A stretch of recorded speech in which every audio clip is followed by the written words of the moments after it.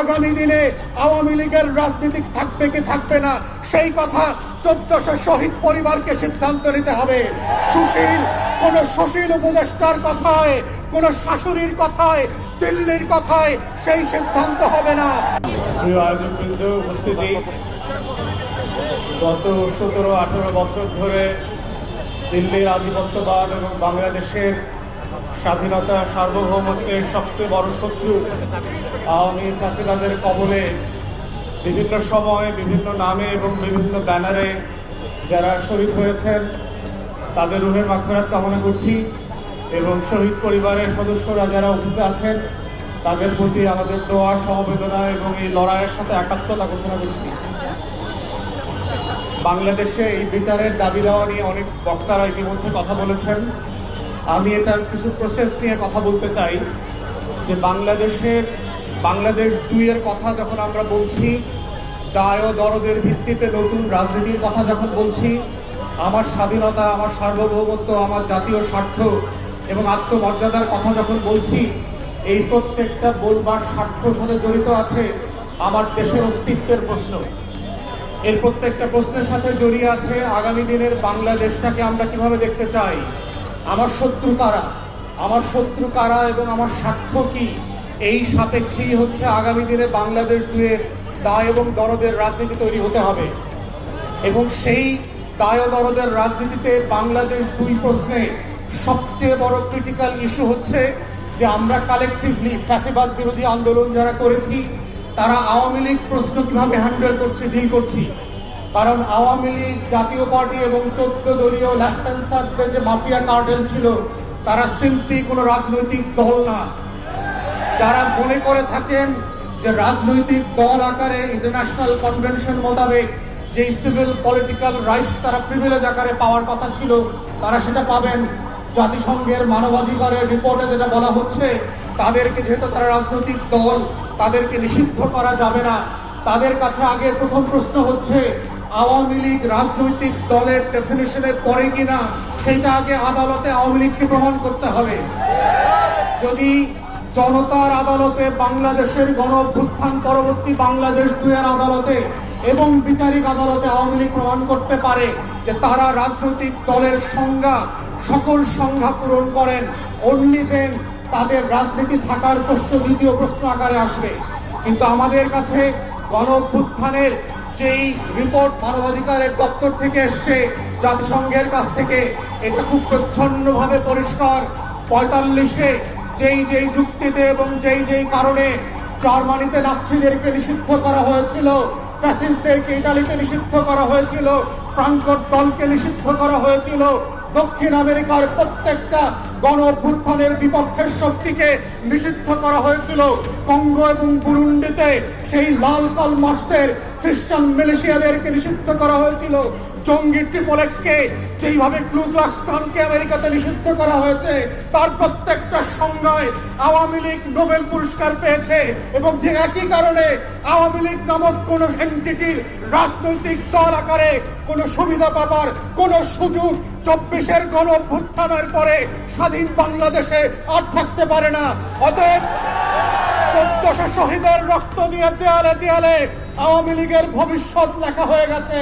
ওই ভবিষ্যৎ কোন কালো কালি দিয়ে মুছে দিয়ে আবার নতুন করে লেখবার প্রয়োজন হবে না। তাই প্রশ্ন হচ্ছে আওয়ামী লীগ প্রশ্ন আমরা কিভাবে ডিল করব, এটাই হচ্ছে সম্মিলিত সিদ্ধান্তের জায়গা। এবং প্রধান উপদেষ্টার সাথে আমরা যখন দেখা করেছি বারবার বলেছি 4টা গণ তদন্ত কমিশন গঠন করবার জন্য।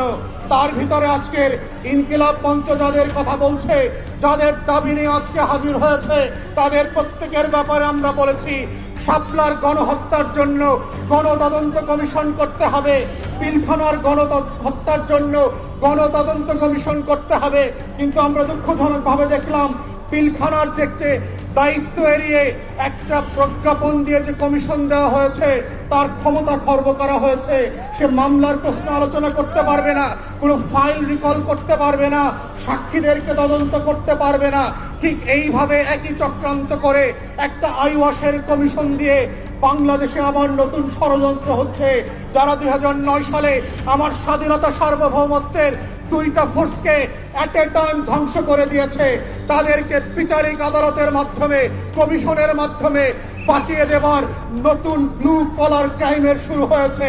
এই কমিশনকে দায়িত্ব খর্ব করে যেটা করা হয়েছে সেটাকে আমরা প্রত্যাখ্যান করছি এবং আমরা বলছি নতুন করে প্রজ্ঞাপন দিয়ে তার টার্মস অফ রেফারেন্সকে রিভাইজ করতে হবে এবং গণ তদন্ত কমিশনের ফর্মে নিয়ে আসতে হবে।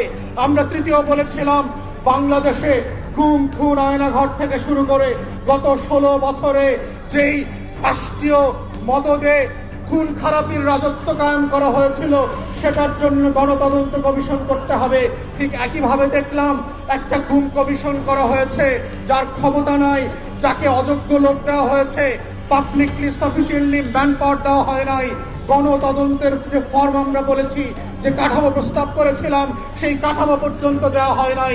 ঠিক একইভাবে প্রধান উপদেষ্টাকে আমরা বলেছিলাম জুলাই আগস্টের গণ অভ্যুত্থানকে ঘিরে একটা গণতদন্ত কমিশন করেন এবং আমরা এটার ফরম্যাট পর্যন্ত একাধিক উপদেষ্টাকে দিয়েছি। আমেরিকার কংগ্রেশনাল হিয়ারিং এর মডেলে, সিনেট হিয়ারিং এর মডেলে, ব্রিটিশ এবং ইউরোপিয়ান পার্লামেন্টগুলোতে যেইভাবে উন্মুক্ত শুনানি হয় সেই শুনানির মডেলে করে সেইখানে গণতদন্ত কমিশন হতে হবে। আজকের ইনকিলাব মঞ্চে এসে যেইভাবে শহীদরা তাদের বক্তব্যের কথা বলছে, সেই উন্মুক্ত শুনানিতে যেটা পৃথিবী লাইভ সম্প্রচার করবে, সেখানে শহীদ পরিবার এসে তার গল্পের কথা বলবে, তার কষ্টের কথা বলবে, তার আকাঙ্ক্ষার কথা বলবে। আগামী দিনে আওয়ামী লীগের রাজনীতি থাকবে কি থাকবে না সেই কথা 1400 শহীদ পরিবারকে সিদ্ধান্ত নিতে হবে। কোন সুশীল উপদেষ্টার কথায়, কোন শাশুড়ির কথায়, দিল্লির কথায় সেই সিদ্ধান্ত হবে না। আমাদের বক্তব্য খুব পরিষ্কার, গণ অভ্যুত্থানের পক্ষের শক্তিরা গণতদন্ত কমিশনে গিয়ে উন্মুক্ত শুনানিতে অংশ নিয়ে বাংলাদেশের কোটি কোটি নাগরিক যেখানে নিবন্ধন করে তাদের মতামত দিতে পারবে, সেই মতামতের উপরে ভিত্তি করে আওয়ামী লীগ প্রশ্ন, গণহত্যার প্রশ্ন, জাতীয় পার্টি এবং 14 দলীয় দিল্লির গোলামদের ভবিষ্যৎ কি হবে সেইটা সিদ্ধান্ত নিতে হবে এবং সেই সিদ্ধান্তের উপরে ভিত্তি করে আওয়ামী লীগের ভবিষ্যৎ নির্ণীত হবে। এই প্রস্তাব দেবার 7 মাস 8 মাস পেরিয়ে গেলে পরে আমরা দেখতে পাচ্ছি জুলাই গণহত্যা নিয়ে কোনো উচ্চবাচ্য করবার আয়োজন দেখতে পাচ্ছি না। জুলাইয়ের গণকবর যেইটা আমরা আগস্ট সেপ্টেম্বরে ভিজিট করেছি, সেইখানে উপদেষ্টাদের যাবার কোনো মদত দেখতে পাচ্ছি না। অথচ এখানে অনেক উপদেষ্টা দেখেছি 71-এর চেতনা বিক্রি করতে করতে 14ই ডিসেম্বরের শহীদদের কবর জিয়ারত করতে করতে মুখে ফেনা তুলে ফেলেছেন, কিন্তু রায়ের বাজার বধ্যভূমিতে জুলাইয়ের 114 শহীদের কবর জিয়ারত করার সময় তাদের নাই। প্রধান উপদেষ্টাকে বলছি এই শহীদরা না থাকলে প্রফেসর মোহাম্মদ ইউনূস আপনি আজকে জেলে থাকতেন। 6 তলার বিল্ডিং, লিফট ছাড়া, বিদ্যুৎ ছাড়া বিল্ডিং এর 6 তলায় হাসিনা আপনাকে উঠবোস করাইতো। সেই দিনের কথা ভুলে যাবেন না। আপনার মামলাগুলো আজকে আদালত দিয়ে নাই করে দিয়েছেন। এই নাই করার রাজনীতি হইতো না, আপনার মামলা চলতো। যাদের রক্তের কারণে আজকে আপনি বেকসুর খালাস, যাদের রক্তের কারণে আপনি প্রধান উপদেষ্টা হয়েছেন, তাদের রক্তের বদলা যদি না নেন আপনাকেও আগামী দিনের মানুষ ক্ষমা করবে না। বাঙালির চরিত্র বুঝতে হবে। তারা প্যারিস থেকে এসে এদের নায়ক যেভাবে বানাইতে পারে, তারা মির্জাফরের মতো খলনায়ক বানাইতে পারে। এই রক্ত দেওয়া শহীদ পরিবারের এই ইতিহাস ভুলে যাবেন না। তাই আমাদের বক্তব্য হচ্ছে গণতদন্ত কমিশনের মধ্য দিয়ে আওয়ামী লীগ প্রশ্ন রিজলভ করেন। এবং আমরা বারবার বলেছি বিভিন্ন প্রেসে এবং টকশোতে কি কি অপশন হতে পারে। প্রথম অপশন হচ্ছে নাৎসি মডেলে আপনি আউটরাইট আওয়ামী লীগ, জাতীয় পার্টি এবং 14 দলকে নিষিদ্ধ করে দেবেন।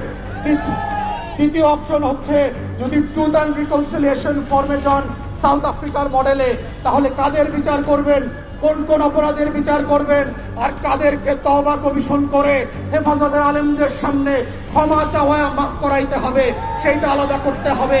কাদেরকে আওয়ামী লীগ যেহেতু আমাদেরকে 3টা নির্বাচন থেকে বঞ্চিত করেছে, তার রাজনীতি নিষিদ্ধ না হলেও আগামী 3টা নির্বাচনকে আওয়ামী লীগ এবং জাতীয় পার্টিকে ন্যায্যতার ভিত্তিতে বঞ্চিত করতে হবে। কারণ সে জাতিকে নির্বাচন করতে দেয় নাই, ভোট দিতে দেয় নাই।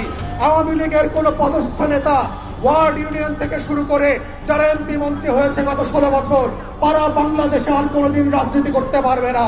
ঠিক এইরকম শর্ত করে গণতদন্ত কমিশনের মাধ্যমে প্রয়োজনে গণভোটে দিয়ে আওয়ামী লীগ জাতীয় পার্টির প্রশ্ন ন্যায্যতার ভিত্তিতে সমাধান করবার মধ্য দিয়েই আজকের এই শহীদদের বিচার ফয়সালা হইতে হবে, এই দাবি আহ্বান রেখে আমার বক্তব্য এখানেই শেষ করছি। সবাইকে অসংখ্য ধন্যবাদ। আসসালামু আলাইকুম।